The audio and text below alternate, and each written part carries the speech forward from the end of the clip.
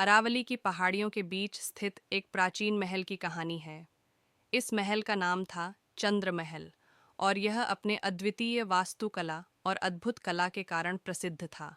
लेकिन सालों से यह भी मशहूर था अपनी भूतिया कहानियों के लिए। इस महल का निर्माण राजा वीर प्रताप सिंह ने करवाया था, जो अपने समय के बहुत ही वीर और बहादुर राजा थे। महल का वास्तुकला अद्वितीय था और इसकी सुंदरता चारों ओर प्रसिद्ध थी। लेकिन एक दुर्भाग्यपूर्ण घटना ने इस महल को अभिशापित कर दिया। राजा वीर प्रताप सिंह की बेटी राजकुमारी मृदुला अपनी सुंदरता और ज्ञान के कारण प्रसिद्ध थी। वह बहुत ही दयालु और स्नेही थी और अपने पिता के लिए प्रेरणा स्रोत थी। लेकिन एक दिन एक पड़ोसी राज्य के राजा, जो अधर्मी और ईर्ष्यालु था, ने चंद्रमहल पर आक्रमण करने की योजना बनाई। रात का समय था और महल में उत्सव का माहौल था। राजा वीर प्रताप सिंह ने अपनी बेटी की बुद्धिमानी और साहस को देखकर उसे राजमहल के सुरक्षा का भार सौंप दिया था।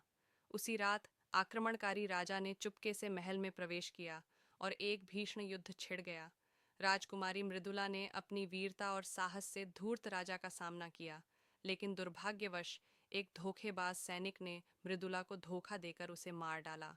उसकी मौत के बाद कहा जाता है कि उसके आत्मा ने महल को कभी नहीं छोड़ा। उसकी आत्मा महल के हर कोने में महसूस की जाती थी। महलों में रात होते ही राजा वीर प्रताप सिंह ने देखा कि उनकी बेटी की आत्मा रोते हुए महल के गलियारों में घूमती थी। कई सेवकों ने भी बताया कि उन्होंने मृदुला को महल में देखा है। लोगों की डर से महल धीरे धीरे खाली हो गया और वीरान हो गया। सालों बाद एक युवा पुरातत्वविद, जिसका नाम था अर्जन, चंद्रमहल की कहानियों से बहुत प्रभावित हुआ। अर्जन बहुत ही साहसी और जिज्ञासु था और उसने ठान लिया कि वह इस रहस्य को सुलझा कर रहेगा। अर्जन ने महल का दौरा किया और वहाँ की हर कोने को बारीकी से देखा। उसे महल की सुंदरता और गरिमा से मोहित हो गया। लेकिन रात होते ही उसे अद्भुत और रहस्यमयी आवाज़ें सुनाई देने लगीं। अर्जन निडर था। उसने उन आवाज़ों का पीछा करना शुरू किया। रात के बीच अर्जन ने राजकुमारी मृदुला की आत्मा को देखा। वह आत्मा ध्वस्त और पीड़ित दिखाई दी। अर्जन ने उसके साथ बातचीत करने की कोशिश की और उसे निडरता से आश्वासन दिया कि वह उसकी मदद करेगा।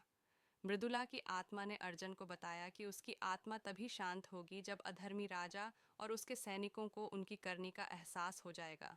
अर्जन ने यह सबक लिया और उसने इतिहास के पन्नों को खंगाला। अर्जन ने बहुत खोजबीन की और आखिरकार एक दिन उसने उस अधर्मी राजा के वंशजों के भयावह कर्मों का पर्दाफाश किया।